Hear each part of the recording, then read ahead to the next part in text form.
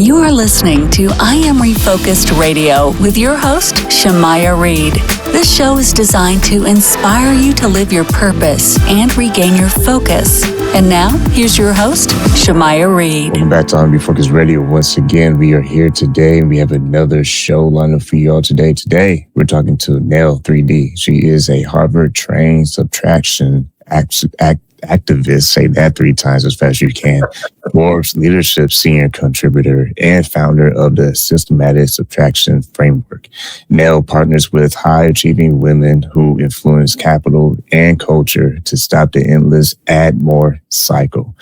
And instead of just going through her whole resume, that'll probably take me 25 minutes of the whole show.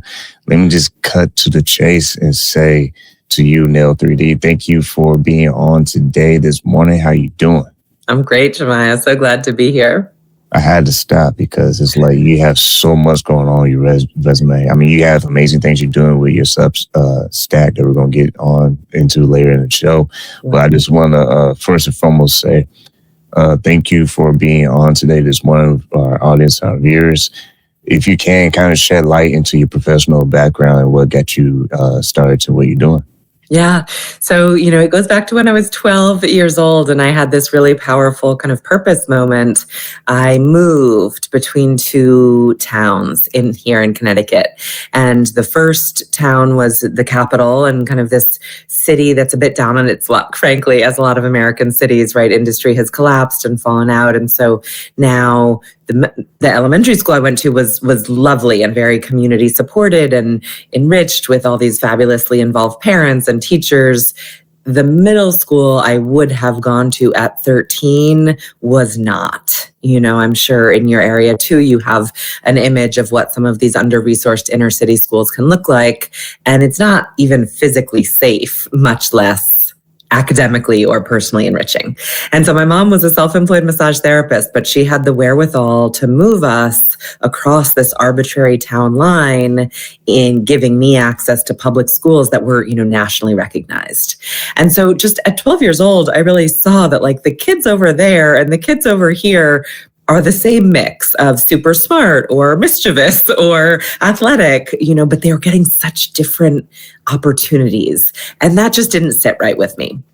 So when I graduated college, I went into the nonprofit sector because I thought that's what one did to make a difference, and had an amazing decade of community work in the front lines, in Rome, managing a global program, in the West Bank of Palestine, dealing with refugee communities, just really interesting work, and realized that wasn't my highest and best use. I'm not a social worker. I didn't speak Arabic fluently enough to really help the kids on the ground. So I was able to bring some resource and get them started, but then my utility kind of ran out. And so I went to business school, and that is what has led me to this work now. Most importantly, and where I'll leave us, is this most recent work around subtraction. Because I, like maybe many of your listeners, kind of in whatever sector, whether it's nonprofit or domestic or private sector, chased the gold stars. I was doing all the right things, working harder and harder and harder and harder. And it started to kind of flatten out. And so that's where I had this insight that actually maybe the magic and the next level of growth is actually in doing less. You also call yourself the subtraction activist after a personal actual situation story. So kind of explore that a little bit with our audience. And what was the moment that made you realize more wasn't no longer the answer? Yeah. Thanks for asking. Yeah, there was a moment. So, it was a summer day a few years ago, and I really was on top of the world. I had this realization about one-dimensional work not working. Seeking impact only left out me, my own well-being, and kind of my family situation and my career growth.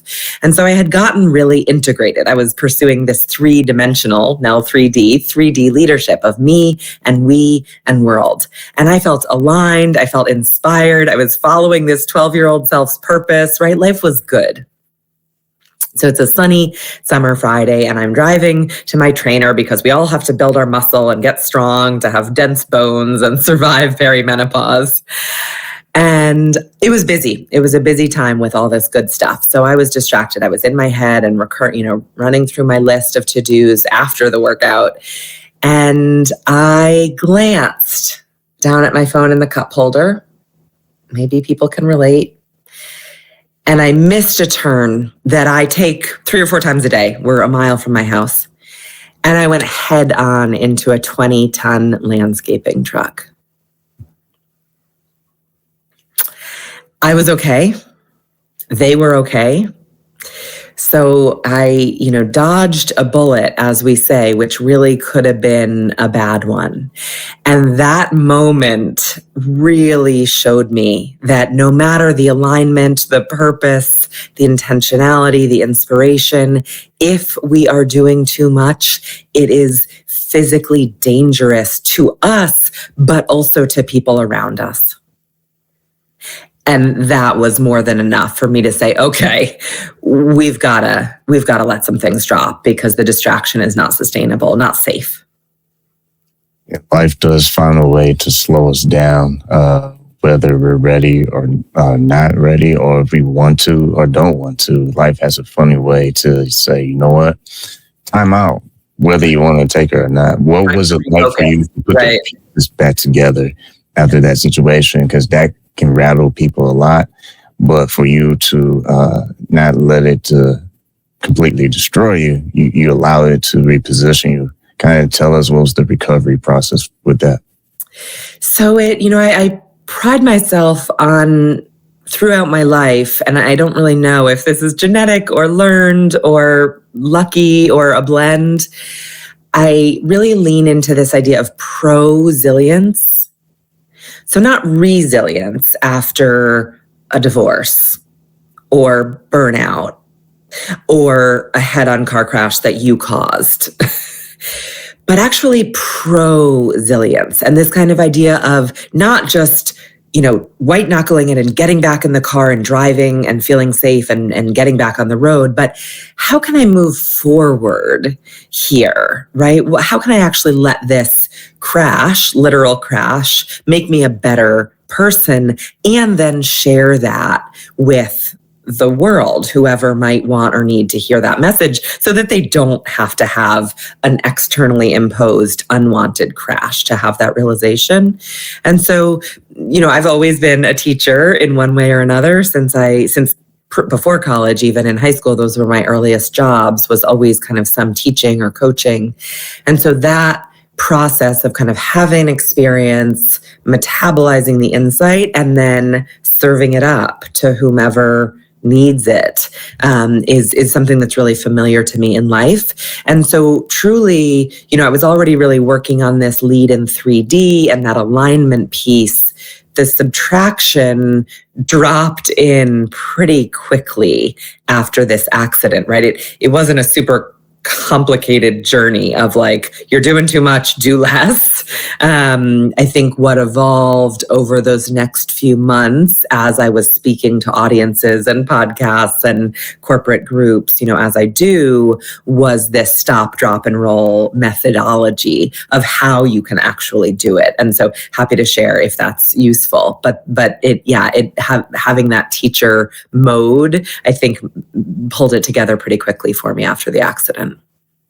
Once again, let's Refocused Radio, watching us online, talking to our guest today, Nell 3D. And she kind of gave a nice segue to her method that she has, stop and roll method. Yeah, if you don't mind, share with us, what is that all about? Yeah. So I remember it, and some of your listeners, 80s babies, might remember the firemen coming into elementary school, right, with their big, cool hats and their axes and uniforms, and telling us if something on your body catches on fire, don't run around the room looking for a fire extinguisher even. Just stop, drop to the floor, and roll around to extinguish those flames, right? We have all that we need right here. It's not about panic. And I started realizing as I was sharing this experience and this realization that too much is dangerous, like something on your body being on fire, it kind of clicked for me. And so the method here briefly is stop. And this isn't like take a sabbatical or find a monk on the mountainside and go meditate for a month. This is in your seat, right? At your computer or around the kitchen table. Stop, eyes wide open, and gather some data. How's it actually going? And that might be in your relationship with your spouse or your kid. That might be in your work or with a client. It might be your own physical well-being. It might be your whole life and your legacy, right? So it can happen at any scale, but gather some data. Maybe my husband and I just haven't had a deep conversation in a few weeks and it doesn't feel normal. I feel disconnected. Maybe 2 clients have fired me this week. What's going on? Maybe 3 new clients have poured in. What am I doing right? How can I replicate that, right? So whatever the data might be, sit down with that and really look at it to get present. Then, and only then, does the subtraction come. So this is the drop, which really importantly, we do as an experiment. And so my version of subtraction, systematic subtraction, is not about like ruthlessly redlining things and declining calendar invites and just like blowing up your life. It's much more subtle. And so we experiment. We think, gosh, what if I made a point to call each client on Mondays to check in so that they don't drop? Or what if I let go of the unhelpful thinking that I'm not doing enough and just kept doing what I know to work and let the clients pour in? Or, whatever the thing is, just experiment with letting go of a meeting, letting go of unhelpful thinking, letting go of, an extra step you're taking to design the client proposal on Canva in a way that maybe is unnecessary. Let go of something as an experiment. Finally, the roll is where really the magic happens, because here is where we get to unlock more impact even without doing more, because we start connecting the dots of the things we're doing. Right? This is, if people really want to nerd out, this is about systems thinking, which is a beautiful, deep area of scholarship and theory, really. But the point is that we are a system. We live in a system. Our family's a system. Our company's a system. Our whole supply chain and industry are systems. And so when we just try to act linearly, I'll do this, and then this, and then this, we end up with a to-do list that is unsustainably long, and we're missing opportunity. Because when we come back and roll and connect the dots, we create ripples from a single action that really amplify our impact. So that's the stop, drop, and roll relatively in brief. And that's what we practice, in the Substack and in my work.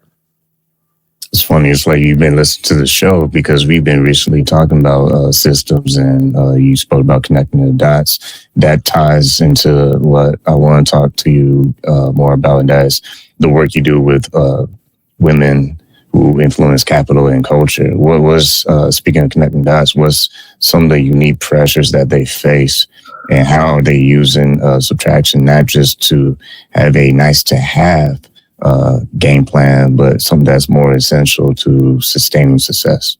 Yeah, so well framed. And I do love the systems thinking. I may or may not have heard a few shows. So I love that you're there too. I think the refocusing that we collectively need right now, because of how the world is largely, if not solely, in my view, linked to this paradigm shift from the industrial era, kind of production line version, the career ladder, right? This linear, this, then that, which we all know is not real in this world. And yet it's what we've been taught. It's what we're rewarded to do. It's kind of how our, structures are set up. Women particularly, and not only, but there is a feminine element that women tend more to have that many men also have access to, which is recognizing the interconnectedness, right? Our bodies are systems. We've got blood, we've got neurology, we've got skin and organs and moods, and all of these things interact as systems. And so in the face of children to raise, elders to care for, physical health to manage, work to deal with, supply chains that are ever more complex because of tariffs and geopolitical challenges, employees who are struggling and flailing. The crises are many, but they're all interwoven. And so, number one, if we try to just deal with one of them, I'm just going to deal with childcare today. I'm just going to deal with my employees. Everything else falls apart. And it's not that we should or can be perfect in every area all the time, but we're juggling a bunch of balls, and some of them are glass, right? Some of them are rubber. And so if we let them fall for a day or a month, they'll bounce and we can catch them next month. But some of them are glass. And so if we let them fall, they shatter. So the challenge is keeping all the balls in the air. The opportunity of recognizing systems thinking, the reality that we live in systems, is that we can find opportunities where two different things we're doing connect and serve each other. And so by, setting email to be off from 5 p.m. to 9 a.m., and if you need to get something out because you've got a minute in the school pickup line and you want to take advantage and send it, you schedule it for 9 a.m., right? Because now you have a clearer mind to get some good sleep so that your brain is intact the next day. But you also are a better manager, setting that example for other people also to get their sleep and do what they need to do between 5 p.m. and 9 a.m.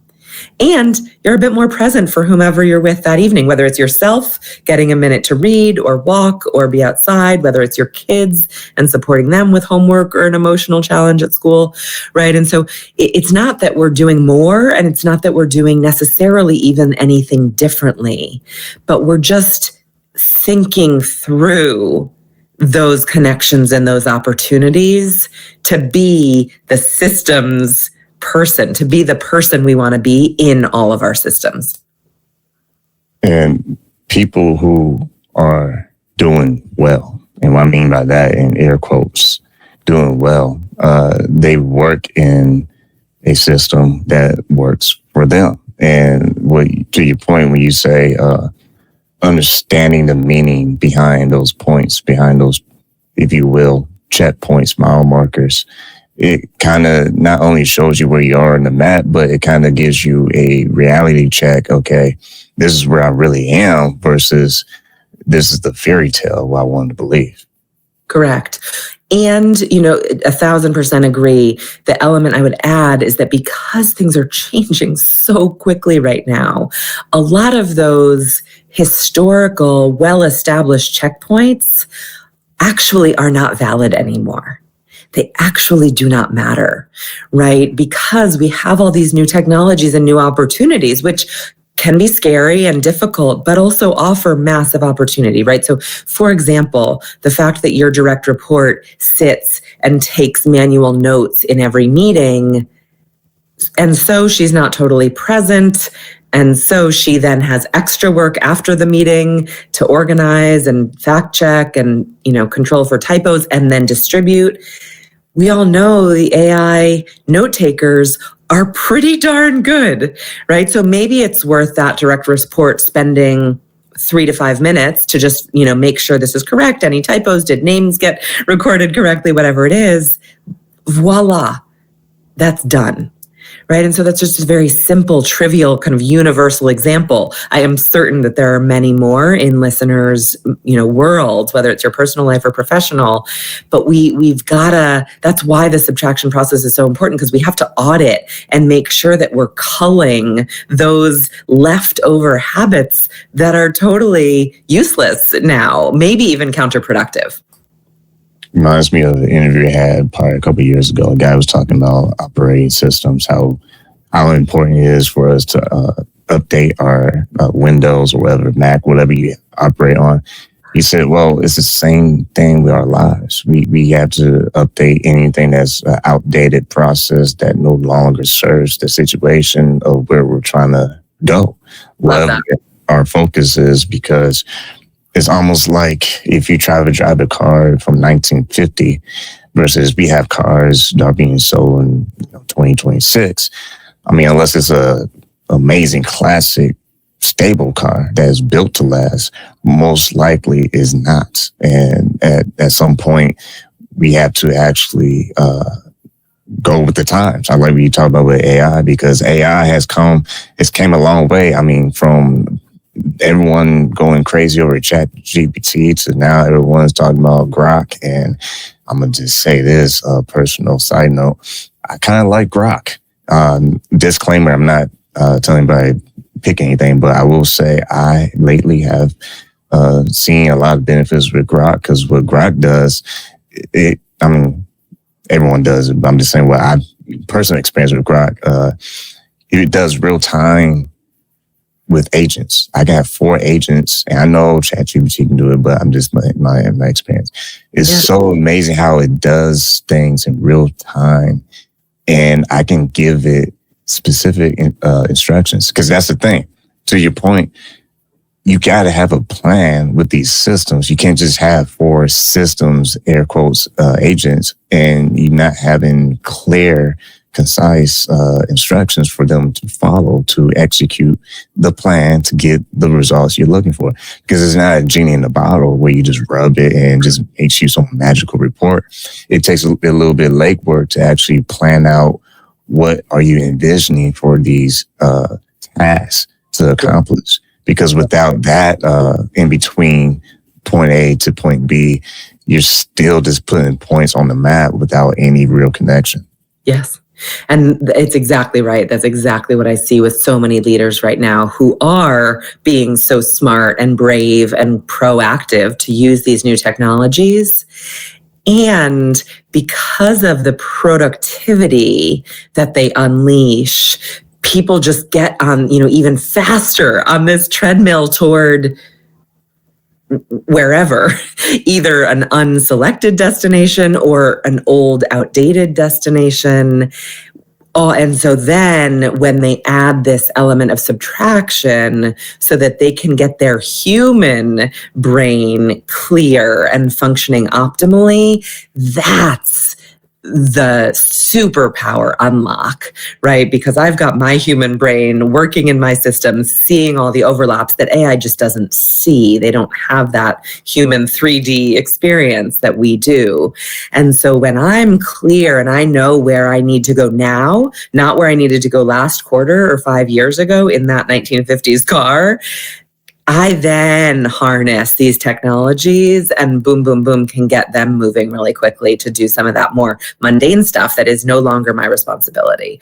So it's exactly right. It's a threat paired with a monstrous opportunity. And when people add that subtraction in and I see that, then, they're off to the races and really pulling ahead of the pack. And one last note I want to say on AI is that if you take the time to understand that, like you said, you got to keep the humanness involved. AI cannot read for you. That is a muscle we have to do ourselves. We have to keep doing some of these natural things that makes us human, that makes us more powerful than AI. So AI, yes, it could be your 1,000-army dream machine, but machines break. Machines can have intuition. It cannot just see the humanness to a situation. It can only read what's in the data that is being fed to it. So I'm saying all that to go back to what you do with your lead in 3D framework. You have these 3 things: me, we, the world. Kind of touch on that with the audience, how important it is to have those 3 in alignment, and what is your approach to that? Yeah. So again, I'll bring it back to my story, right? I had this kind of 12-year-old sense of purpose that drove me to Harvard, to Tokyo, to 3 more master's degrees. I was driving and indeed changing lives in a really satisfying way, finally in the West Bank, in a refugee community. So like right on the front lines where it really mattered. And, I was starting to see colleagues and classmates. I was nearing 30, and I was starting to see people really pull ahead professionally, right? To have these relationships and opportunities in professional communities that in the West Bank, in a militarily surrounded, shut down city, I was not having. So there was a little glimmer of concern about my career progress. And then my father died of brain cancer at 53 years old, horrifically young. And I didn't go to his funeral because I was too busy and the kids needed me and I didn't have the money to fly halfway around the world because I was working for a nonprofit and the mission was more important than the margins. And in those days that followed after the funeral, as I was still just sitting at my desk doing what I do that I had been doing the day of the funeral, the day before, the day after, this really started to not feel good to me and how I was choosing to live. But I persisted, right? The work was important and urgent. I didn't have a lot of time. I wasn't stopping to ask how it's really going. So it was just kind of a quiet voice that I could put to bed pretty easily with more work, usually. And then later that year, my marriage fell apart. And we began divorce. And those three things, the career quake, and then the dad's funeral, and then the divorce, were finally enough of that stop you don't want to realize that this single-minded pursuit of impact, again, aligned with that 12-year-old self's purpose, beautiful, working, but leaving out me and my health and my mental health and the kind of daughter I wanted to be and the kind of spouse and partner I wanted to be. And then my we, both my family, my marriage, and my dad and my half-sister who I missed showing up for, but also my career, that I was kind of serving this individual human not as well as the social worker could and not as well as I could do somewhere else.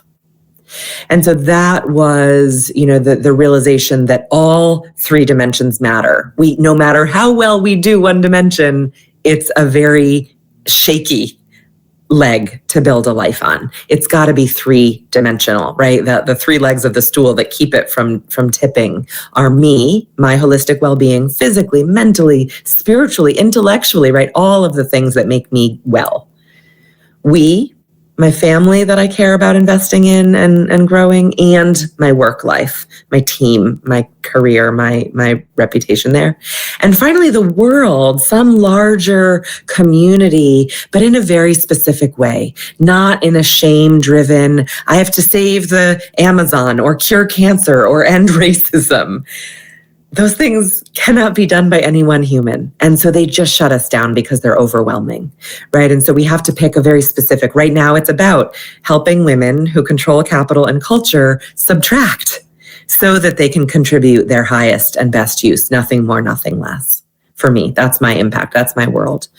But the 3D is figuring out that world, linking it to we, linking it to me, and making sure that these three things are reinforcing each other. It's not overwhelming, it's not distracting. Once you get in this habit, it's actually very systematic and aligned.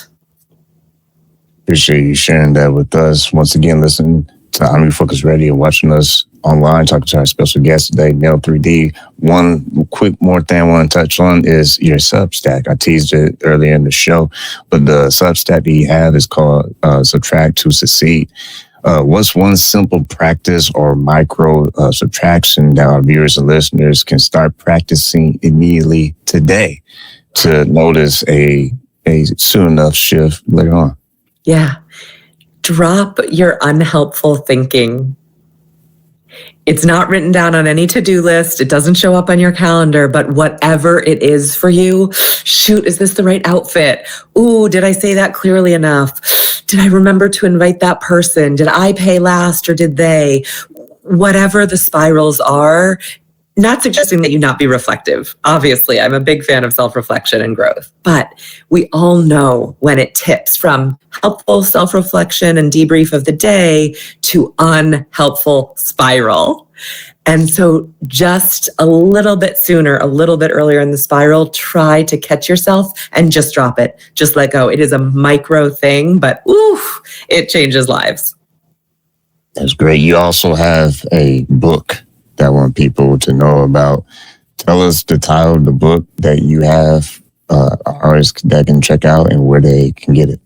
So it's forthcoming, TBD. You cannot find it yet, but if you're on the Substack, you will know as soon as you can. It's called Subtract to Succeed. Build success that feels as good as it looks. Well, I appreciate that information. If you had one last statement you want to share with our audience, what would that be? How can they find you online? So we can only improve things when we have available capacity. So look at your life and make sure you've got some capacity in your head, on your calendar, in your day, in your heart, because that's the only way to improve. Otherwise, we're just piling on and tipping over usually. And come find me on the Substack. It's really fun. It's the Subtraction Lab, I call it. There's all kinds of great, simple, bigger tips, ideas, interviews with brilliant thinkers, and my own essays every Monday. Like I always want to say to our guest today, Nell, thank you for your time. Thank you so much, Shamaya. Let's refocus. I love your mission.